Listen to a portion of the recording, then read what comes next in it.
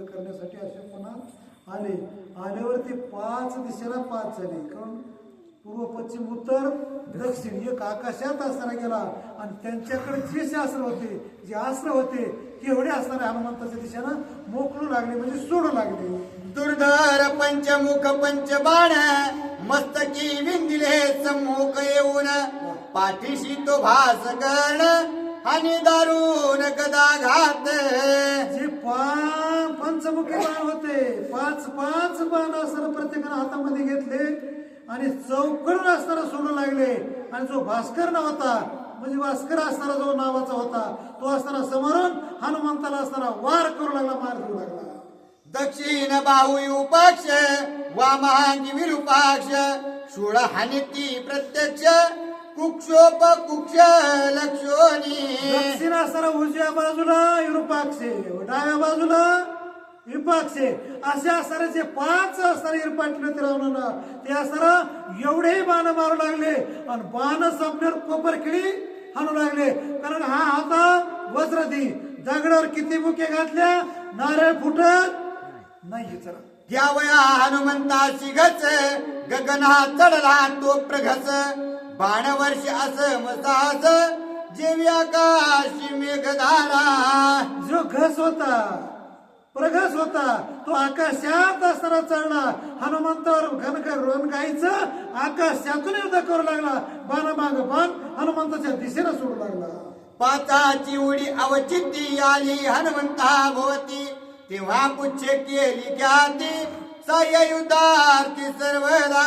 या 5 जणांचं उड्डाण हनुमंताच्या पावताली चौकडून हनुमंताला येणं. बाणामाग बाण चौकडून हनुमंताच्या दिशेला सोडू लागले. हे शेपटानं पाहिलं आणि शेपटानं पाहिल्याबरोबर ते म्हणलं जे हरी येवका मोरी येणं टाकला सगळ्याला.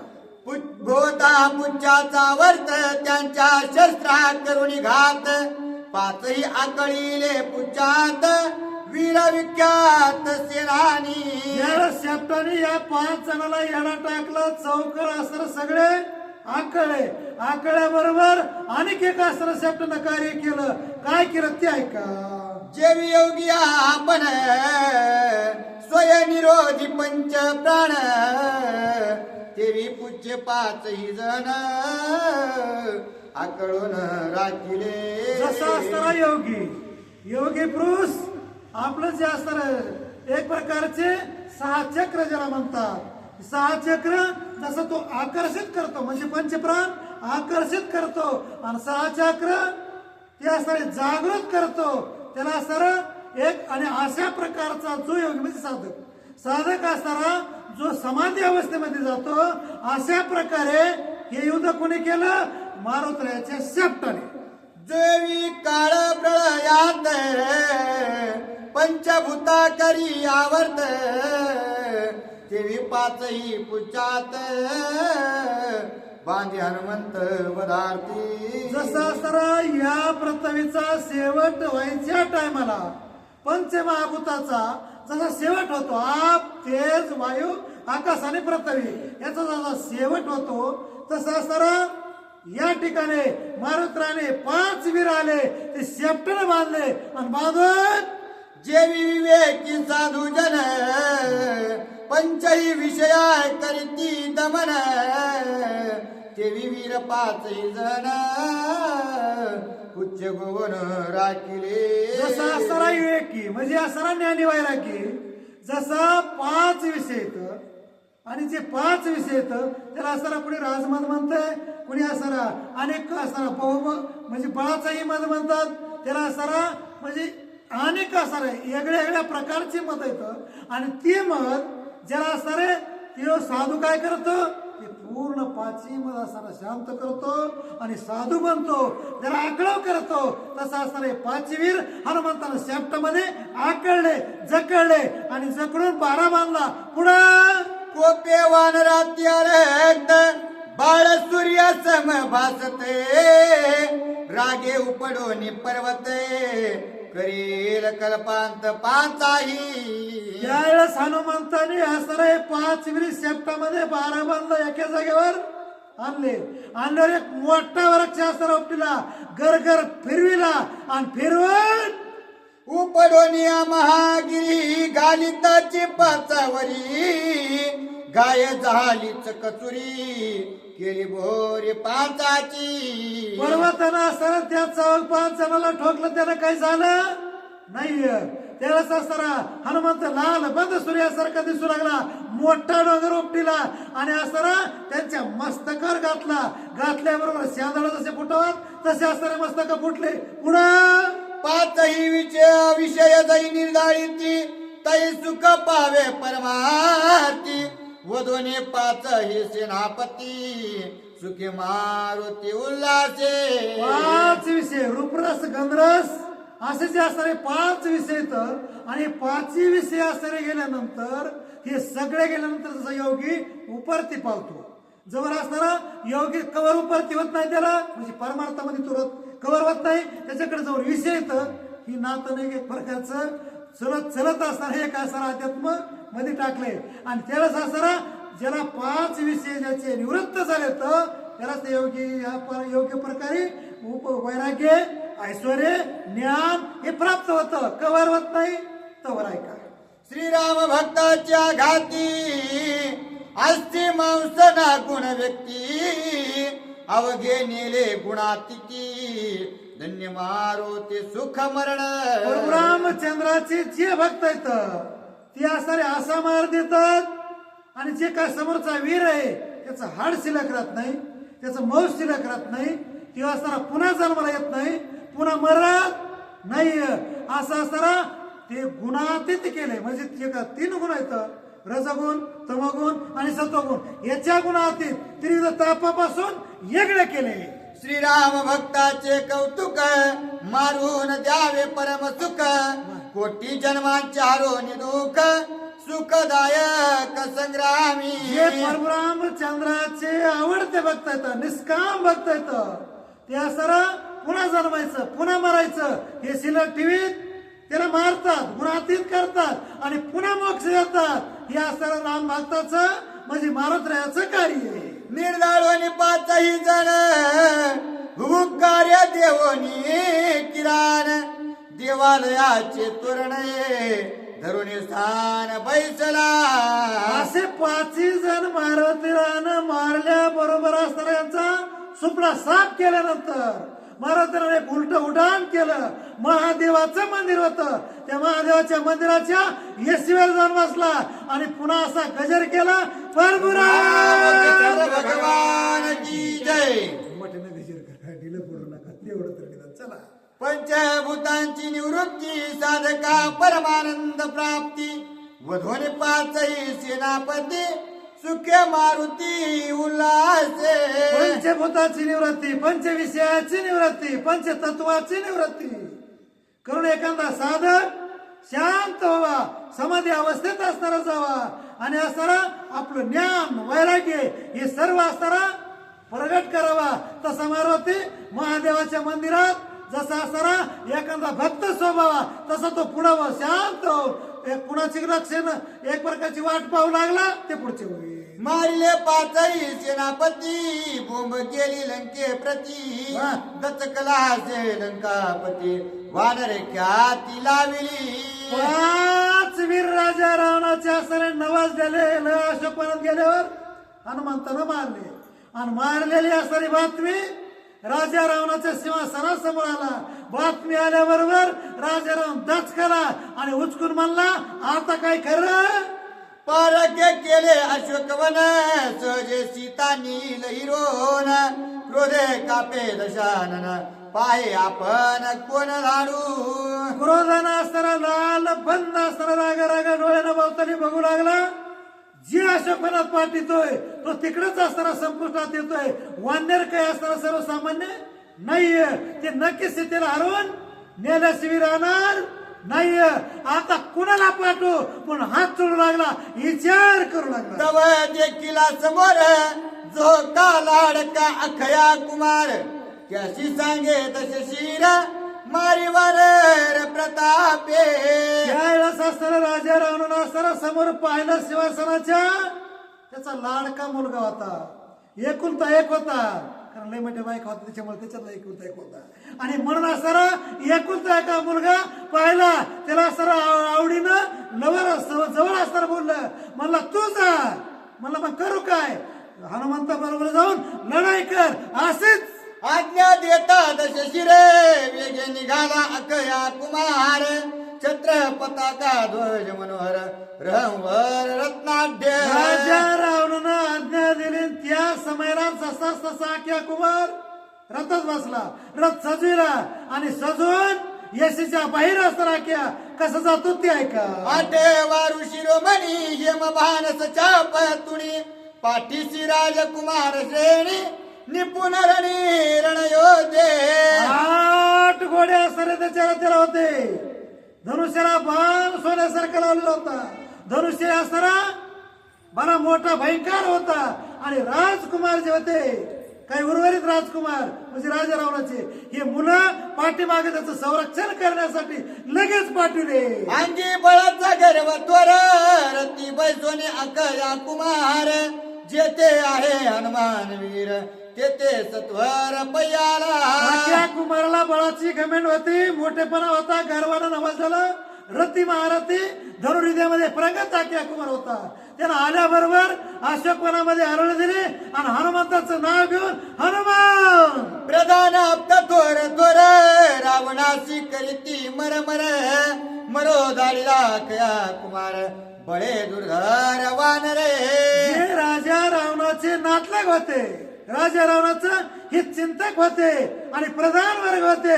ते रावण लागले, राजा रावणा अरे नव्हे तर ने पोर युद्धात पाडून मारण्यापेक्षा तू जर नेलास का आमच्यापासून काळा झालास का तर बरं होईल. असं असताना राजा रावणाला शिवाय शाप असणारे वैवर्त लोक देऊ लागले. 14 सहस्र बन करा पुच्छ बांधून या भारा. मत्स्य मगरा दिधला तारा आणि किंकरा मारिले. अरे पुढचे पोरा नव्हे तर लेकरत्व युद्धामध्ये नेऊन मारू घातलेस.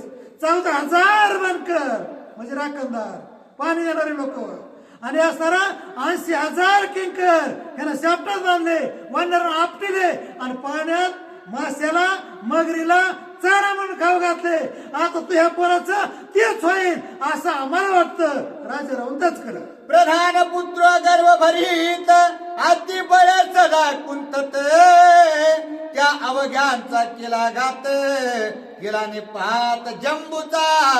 असेच असणाऱ्या प्रधानाचे बरेच मुलं स्वतः त्याला गर्वाची घमेंड होती. म्हणजे बाणा आम्ही धनुर्विद्येमध्ये प्रगत आहेत ह्याचा त्याला एक प्रकारचा मोठेपणा होता. पण त्यावेळेस मात्र जम्मू माळ्यासहित सरसगट येणीवाट या हनुमंतानं सगळ्याची लावली. तसेच तुझ्या आख्या कुमाराची हानी केल्याशी राहणार नाही. असं असताना त्या ठिकाणी थोर थोर व्यक्ती थोर थोर नातलग प्रधान वर्ग राजा रावणाला बोलू लागला. गालोनी पुंछाच्या वरती 5 मारिले सेनापती. अखया बापुडे ते किती शने मारुती मारील त्या. सर सेनापती तो असताना मारुतीरा बरोबर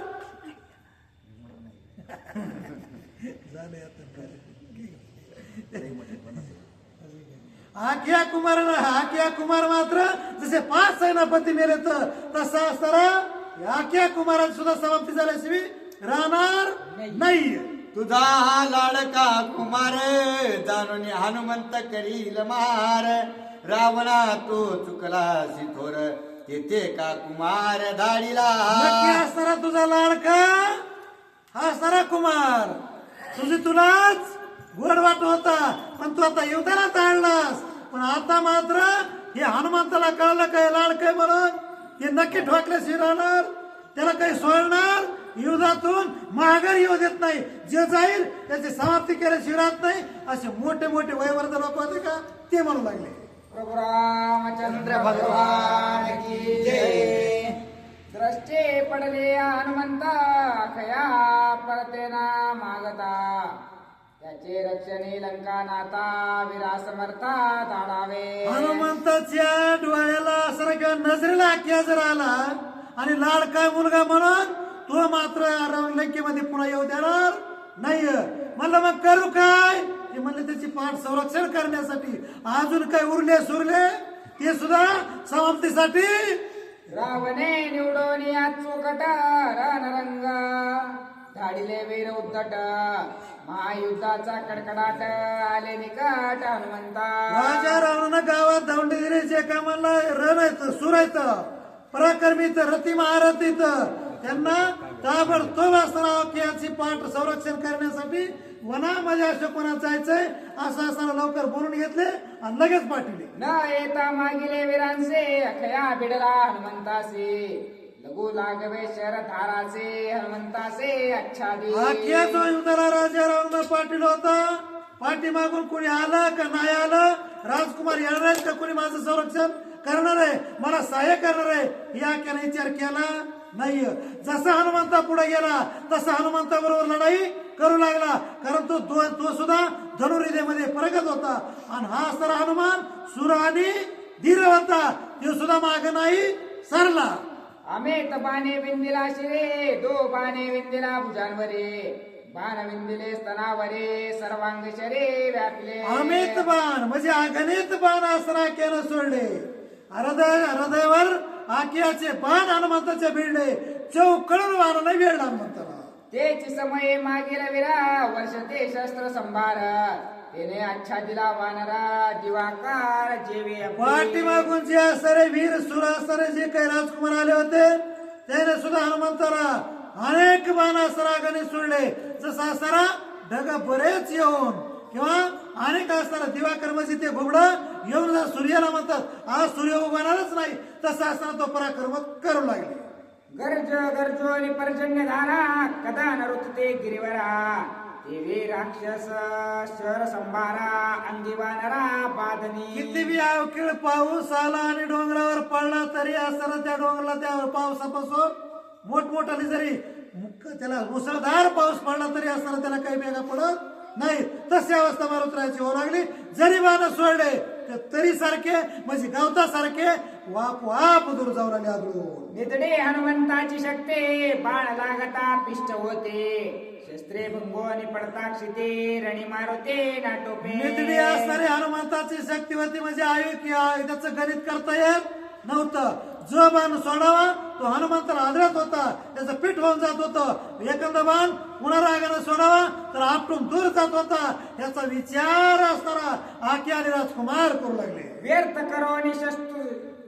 करो आणि शत्रू शस्त्रांचे हनुमान उडाला आकाशे अकयाची शक्ती कैसे रथ आकाशे चालविला सगळे जेवढे शास्त्र अस्त्र किंवा बाण आले तेवढे अर्थ हनुमंतानं केले म्हणजे तरणवत मानले आणि एवढंच करून हनुमंताला आकाशात उडान केलं.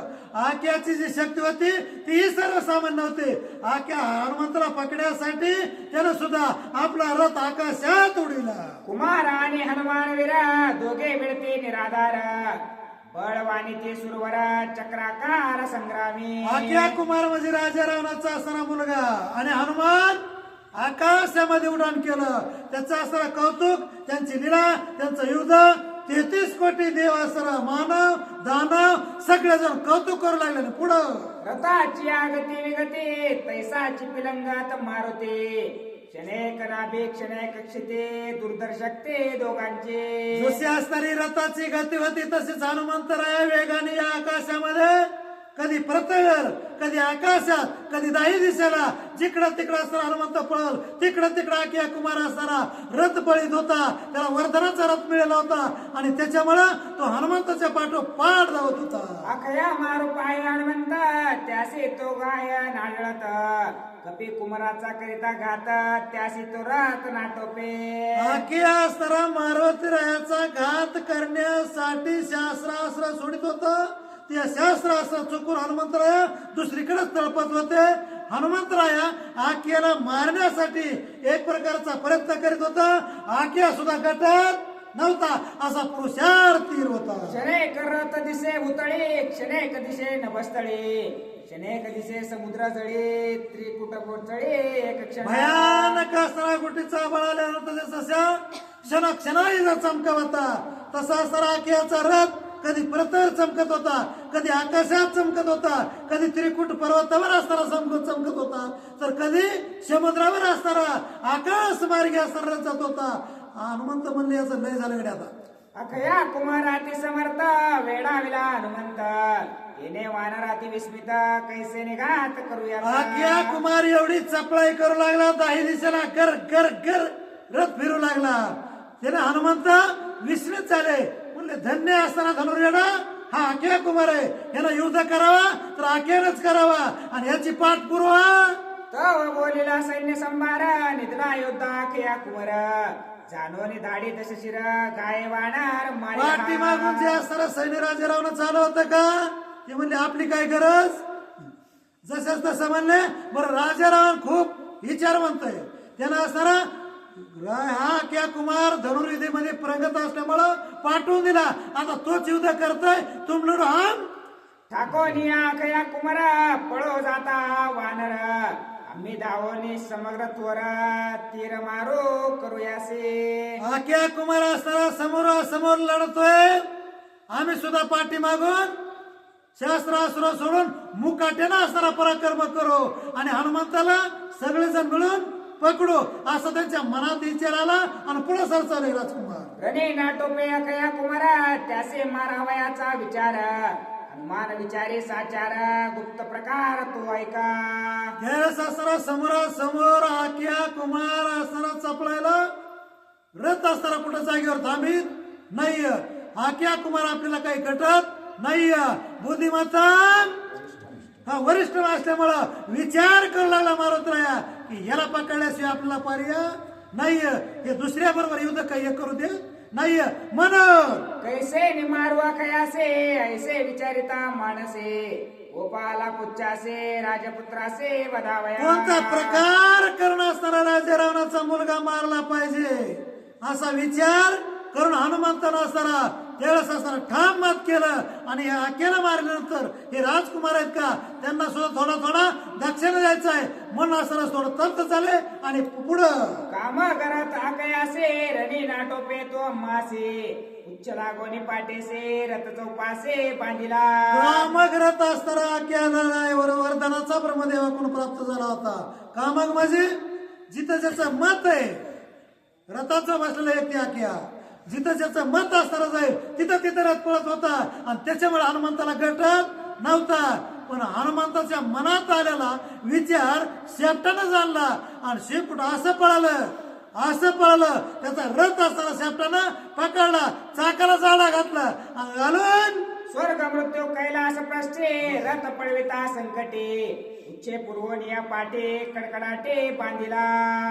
ज्यावेळेस शेपूट पाठी माग लागलं ते असताना आख्याच्या लक्षात आलं, त्यावेळेस आख्यानं एवढा रथ पळविला स्वर्ग आकाशामध्ये कैलासगिरीच्या पठारात जिकडं जाईल तिकडं दाही दिशेला रथ पळविला, शेपटानं त्याची पाठ पुरली आणि रथ असताना आकाळा.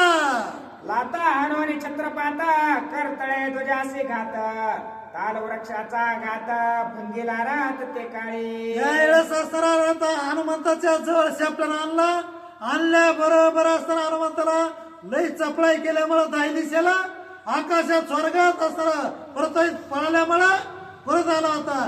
परत एक लात असताना रागाच्या परत हनुमंत रथावर दिली, त्याचे 100 तुकडे झाले आणि झाल्या बरोबर असताना हा रथावर आख्यानं काय केलं, आख चक्र रथ कुबरो पोवळे वेलींच्या धुरा थोरू आठही वारू सारथी विरू केला चकाचुरू एके गाये. एकाच गावामध्ये बुकीत चुरा असताना केला कुणाचा 8 घोडे, 8 असताना ते हाताचे तुकडे आणि असताना चाक आरे पुटे सगळे गोळा करून भुगा करून असताना समुद्रात टाकले थोडक्यात. उच्च नाचविले धांदडे रथ उपडीला कडाडे अकया कुमारे लवड सवडे घातले उडे अतिवेगे. युद्धामध्ये विजयी झाल्यावर असताना जसा भगवा झोंडा असताना पकडीत किंवा नाचू येते तसं शेपूट असताना नाचू लागलं आणि आख्याचा रथ घर फिरू लागलं आणि म्हणलं हनुमंत ओढणे खांडे घेऊन करे मारावया खडगदारे धाविन्नला हनुमानावरे गिरा गजरे गर्जोने आख्या मात्र एवढा चपळ होता, चकाचूर त्याचा असता, रथाचा झाला, सारथ्याचा झाला, घोड्याचा झाला. त्यानं असं उड्डाण केलं, हातामध्ये खड्ग घेतलं, तलवारी सारखं असतं पण दोनधारी असतं. आणि म्हणून आणि पुन्हा हनुमंताला आव्हान देऊसाठी समोर आला.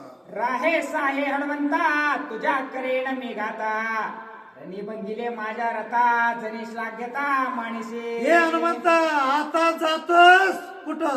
उभा राहा, तुझा घात केल्याशिवाय मी सोडणार नाही, असा किया आटास करून वरडू लागला. धाके थरकत चमकत ओढणे धडकोनी धावत खड्ग लघु विद्या तळपत आला त्वरित अति बळे. त्याला असताना हनुमंताचा धाकही वाटत होता, म्हणून असताना तो निष्ठानिष्ठही करीत होता, चपळाही करीत होता.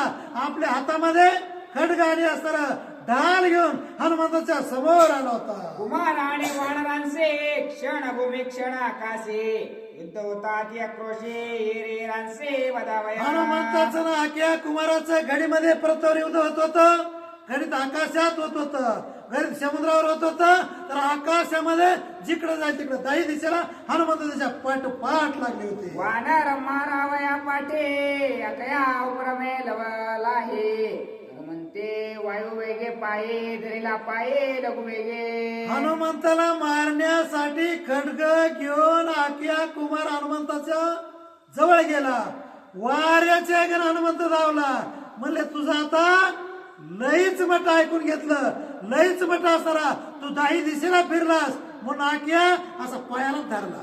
आणि धरल्यावर पुढच्या वेळी हनुमानाती आवेशे भुवंडिता ते आक्रोशे भुवंडी दाटली तयासे देह भावासे विसरला. हनुमंतानं आख्या असताना पायाला धरला, घर घर घर घर असताना फिरल्या बरोबरच आख्या येडवला असताना ती भरमीत झाला. आणि भरमीत झाल्यावर हनुमंताला मारायचंच विसरला. त्याच्या हातात जे खड्ग होतं का ते कुठे गेलं? ओढणे पडिले त्रिकुटावरे खड्ग पडिले सागरे मुकुट पडिला सभे माझारे अपांपत्ते भूषणे. हातामधलं जे खड्ग होतं ते समुद्रात पडलं. जे ओढांमध्ये ढाल होते छातीवर वार होऊ नये म्हणून ती ढाल असणारी ती त्रिकुटाच्या शिखरावर जाऊन पडले. त्याचा जो मुकुट होता तो मुकुट असणारा बर सभेत जी रावणाची सभा भरलेली होती का, सभा सकल राक्षसांची. आणि तिथं जाऊन हे मुकुट पडला. आणि पडल्यावर राजा रावणानं गजर नाही केला. अवांकुने महावळे आपटिता शिळातळे लंका दुर्ग कापे चढे निदा पाताळे उठिला. पायाला धरला, घर घर घर घर फिरून दात खाऊन परत असणार एक अचानक शिळा असणारी हनुमंताला दिसली. आणि त्या शिळावर असणारा आख्या आपटिल्याबरोबर हिलारीला जसा भूकंप होतो का तसा भूकंपच झाला. म्हणले आख्या दिग्गजांचे टाळे बैसले काने पन्नांगा पाताळे पळणे निरू पडला तुटोने कापे आवने येणे जळस माने. आख्या मारल्याबरोबर भूकंप झाला, आवाज झाला, दणका झाला. अष्ट दिशेला या पृथ्वीचा समतोल राखण्यासाठी 8 दिक्पाल म्हणजे 8 हाती इथं. आणि जसे असणारे 8 दिक्पाल म्हणजे एक प्रकारचे असणार जे काही इंद्रदेव आहेत किंवा कुबेर आहेत तसे असणारे एक प्रकारचे 8 दिक्पाल आहेत. असेच असणारे 8 हाती इथं. त्यांची कांटाळी बसली. पाताळामध्ये असणारा निदा उठला. त्याच्यामुळे जे शेष सारखे काही मोठमोठे वासुकी एक प्रकारचे नाग आहेत का हे सगळ्याची कांटाळी बसली, बैरे झाले. हनुमान श्रीराम भक्त चित्रता युद्धा माझे कृपाळू पूर्ण यान देखे जन्म मरणा ऐसा संपूर्ण मारिला. युद्ध तर असताना चाललेलंच होतं. युद्धामध्ये हनुमंत कुणाला तरी मारण्याशिवाय राहत नव्हते, पण ते कृपाळू होते, दयेचे सागर होते, प्रेमाचे आगर होते. म्हणून ते असताना मारणारला मोक्ष साविजेता प्राप्त करून देत होते. अशा प्रकारे आख्या मारला. अखया राखावयासाठी रावणे दाडिले कोठ्यानुकोटी अश्व गज रथ पळता ताटे पुढचे पाठे पूर्वी. आख्या नावाचं रत्न राखण्यासाठी पुत्ररत्न त्याला म्हणतात. राजा रावणाने कोट्यान कोटी असणारे वीर पाठीमागून सूर पाठवले होते, पण त्यांचा काही असणारा उपयोग संरक्षणासाठी आला नाही. आख्याच्या ऐसा केला कोंड मारा वानरे करोनी शिळा मारा रणी पाडिले वीर वीरा धरणी रुदेर प्रवाहो. असे जेवढे आले होते तेवढ्याचा असताना मारुत्रांना कोण मार केला यायनं सुद्धा बाणाग्रा पूर्व मारुत्राच्या दिशेने सोडले आणि सगळे शेपटाला कोंडून ठेवले आणि सगळ्याची समाप्ती आता कशी होती हनुमंते ऐसिया रीते केले अवघ्यांचे समाप्ते. सूरनार ऋषीश्वर वर्णिते अगाध कीर्ते हनुमंता. सगळे शेपटाला आडले 12 बांधला जेवढे असणारे कोटन कुठे आले होते तेवढ्यांचा आणि असणारे एक खट्याचा अशा कोणाच्या कुठंतरी खडोका असेल त्या खडकावर आपटिले बरोबर निधा असणारा त्यांचा धनका पाताळात गेला.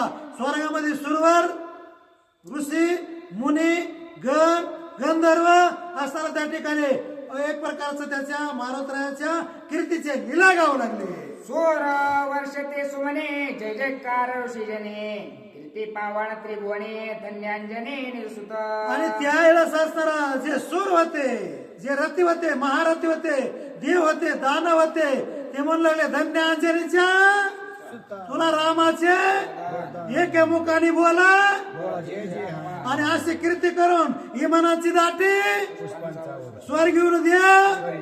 आद्या संपत आला गोडी आली काही कसं एका जनार्दना शरण झाले अकया निर्दाळना. पुढे इंद्रजित हनुमंतरणा सावधान अवधारा. एकनाथ महाराज आपल्या गुरुला शरण जाऊन सांगतात आजची कथा इतकीच होती. उद्याच्या आद्यामध्ये असणारा गोड कथा आहे रम्य रामायण आहे. जीवनाच्या व्यथा कमी करणार राहणं जीवनाची व्यथा कमी करणार म्हणजे मरण आणि जन्म खोटीणार आहे कुणाचं जे युद्धाला येतील त्यांचं. आणि आपल्याला इथं गुळाचा प्रसाद साखरेचा प्रसाद जेवायचा असेल ते होईल पण प्रसाद खाऊन प्रसन्न व्हायचं आणि ऐकायला यायचं. स्वस्ति श्री भावार्थ रामायणे सुंदर कांडे एकाकार टीकाय हनुमान दशवदो नाम चतुर्दशो अध्याय गोडा